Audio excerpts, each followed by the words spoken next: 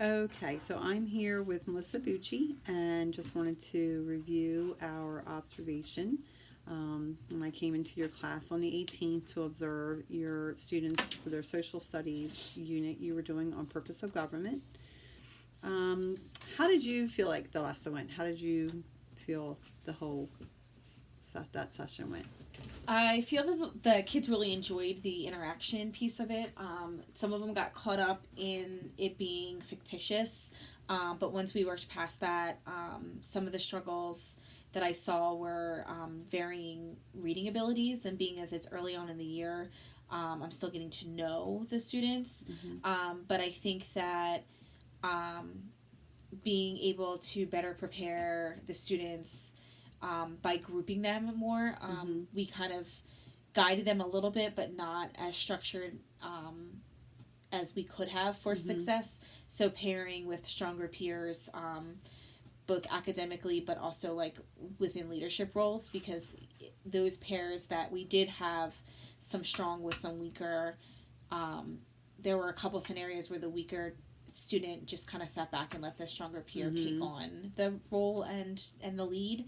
Mm-hmm. Um, and then there were other groups that the stronger peer was more of a leadership role and helped the weaker peer, Right. which is ideally what we want, but some of that came on with just their natural leadership ability, but Mm-hmm. maybe looking at the groups a little bit better instead of just quickly pairing, so to Right. speak. Mm-hmm.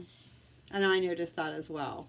One of the things that I was also thinking was I noticed that you have a one-on-one para, but she does ask other students to join in with her kiddo that she works with. So maybe you could do some type of parallel teach if she's an instructional para, and then that way she can move it maybe a little bit of a slower pace for those students that need it.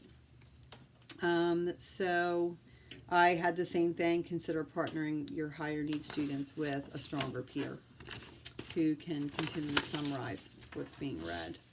I also thought about a graphic organizer to help them summarize the information. I did notice, though, I noted later on you did bring out a graphic organizer where they had to kind of note what the problem was and what they thought So you're they needed suggesting to having do. it ahead of time versus after? Okay. Yeah, just for those kids that need it and need plenty of time to write it down or even have it scribed for them. Okay. You could maybe even have some of those places on the organizer filled in, and then they just have to fill in the Fill in missing other- pieces. okay. That way, That's a great idea. they still stay on task, but But they have some assistance. yeah, because a couple of them can More take like a long guided time. note Mm-hmm. kind of thing. Yes. Um,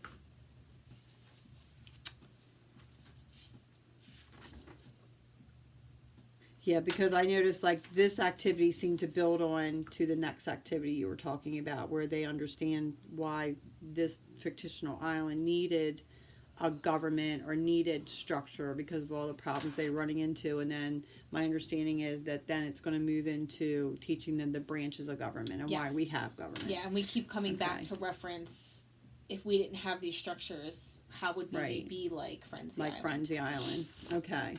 I did see that you had an activator that asked students what they would do. For instance, if a teacher didn't show up one day for class or if the sports coach didn't show up for practice, and their answers were funny and interesting, but they really, that was a great activator because it really made them think about if there wasn't structure or there wasn't someone there guiding them, it would break out into chaos eventually.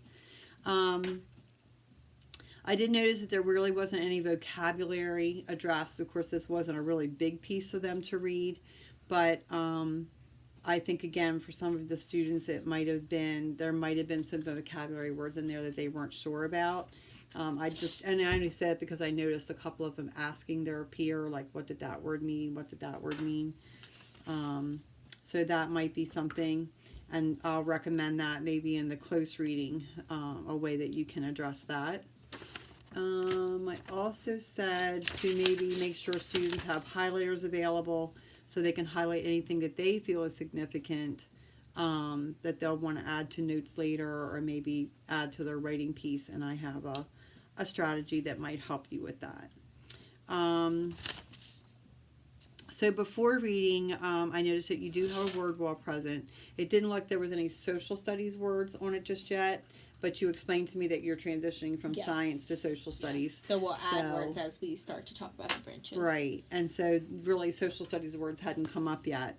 That would be one of the suggestions I would make, is maybe just have the students briefly scan the document and see if any words jump out with them that they can then share with, what they think would be good vocabulary words. I find that too with teaching, that I think this is a really good vocabulary word, and I find that there's 3 other ones that are better because the kids pick them. Yeah. Since, a lot of 4th graders aren't good at scanning yet without really stopping and reading, they don't understand the difference between kind of scanning. One of the suggestions I was going to make is called VIP, which is very important points. And that's where they just go through and you can combine this with close reading.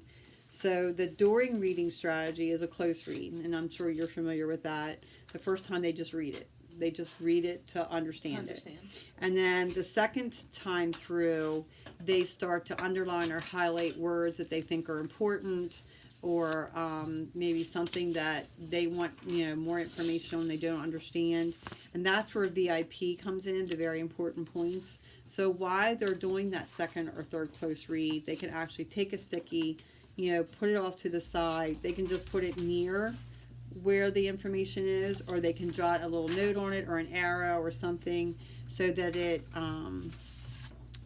brings their attention back to that area of the reading that they're not sure about or have a question about or they think might be important. And that can include vocabulary too.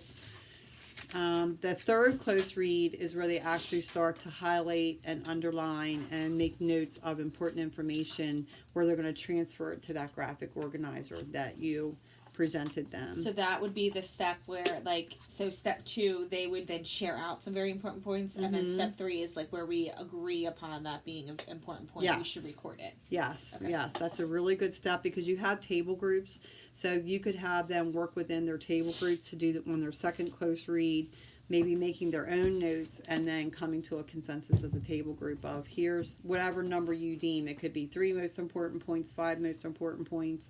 Maybe put that on a chart or on the smart board, so then you can figure out as a class, what do we eventually want to add to that graphic organizer.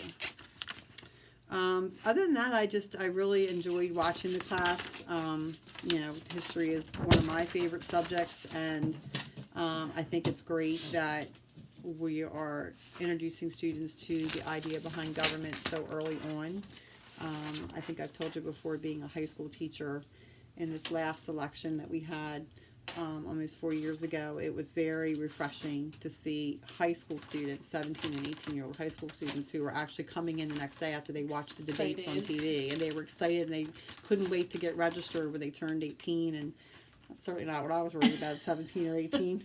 So, that was really rewarding for me to see that as a high school teacher, and especially even now with elementary school kids, to see that they are so interested at such an early age of the inner workings of the government. So thank you for letting me observe in your classroom. You're welcome. So if you have a chance to model any of these strategies, try those with your students. I'm happy to come in and model them for you. And then maybe we can get some feedback on, how that worked out, if that was helpful. Sounds great. You're welcome anytime. Thank you.